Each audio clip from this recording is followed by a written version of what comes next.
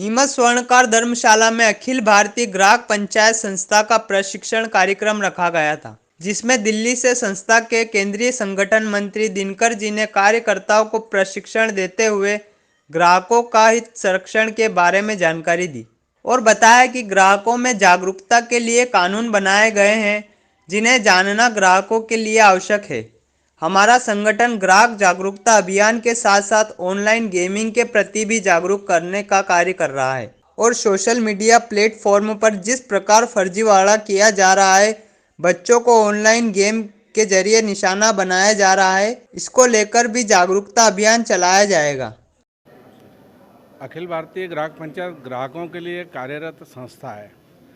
ग्राहकों के हित संरक्षण के लिए ये संस्था काम करती है।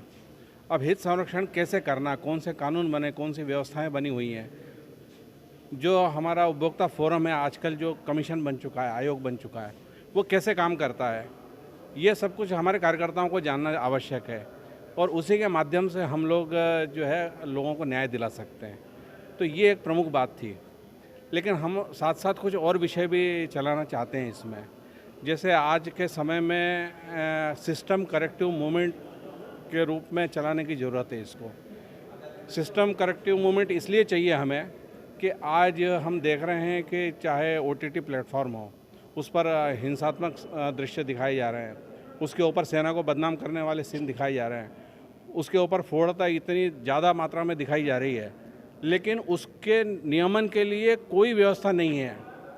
ऑनलाइन गेमिंग, उसमें बच्चों को एक फ्री में चालू करते हैं और उसके बाद में कुछ पैसे का भी थोड़ा सा लगाने लग जाते हैं और बाद में तो वो टास्क देते हैं कि आप अपनी नस काट लो, आप 5 मंजिल से कूद जाओ ऊपर से, और बच्चे फिर वो उसमें इतने अंधे हो जाते हैं कि वो करने लग जाते हैं। इन सब के नियमन के लिए कोई व्यवस्था होनी चाहिए। और इसमें तो एक ये बात समझनी चाहिए कि पहला कानून जो 1986 में बना था, उपभोक्ता संरक्षण अधिनियम, वो कानून जब बना था तब ऑनलाइन खरीदारी नहीं होती थी।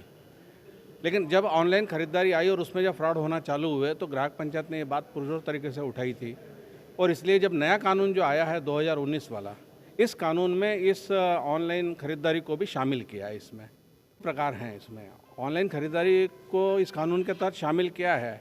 लेकिन जो आप एक जो दूसरी बात कह रहे हैं वो थोड़ा सा साइबर अपराध की दिशा में है। वो तो जो साइबर अपराध वाला विषय वो थोड़ा सा और भी कठिन विषय है। जो चीज़ बाज़ार में चल रही है उसी की कोई लिंक बनाना और उस लिंक पे क्लिक करते ही व्यक्ति के पैसे उड़ जाते हैं। ये हम जब तक लोगों को समझाएं तब तक नया तरीका आ गया, बोले अब कोई लिंक की ज़रूरत नहीं है, आप कैसे हैं, ऐसा एक व्हाट्सएप पर एक मैसेज भेज देते हैं।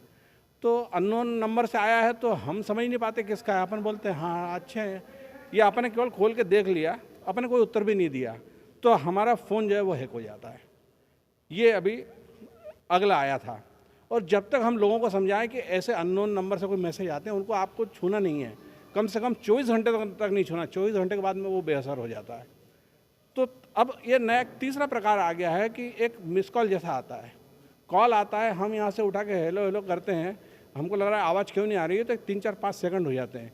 इस 3-4-5 सेकंड में वो हमारे फ़ोन का डाटा वो अपने पास कर लेते हैं। यानी अब इस प्रकार से फ्रॉड बहुत तेज़ी से इस दिशा में बढ़ रहा है।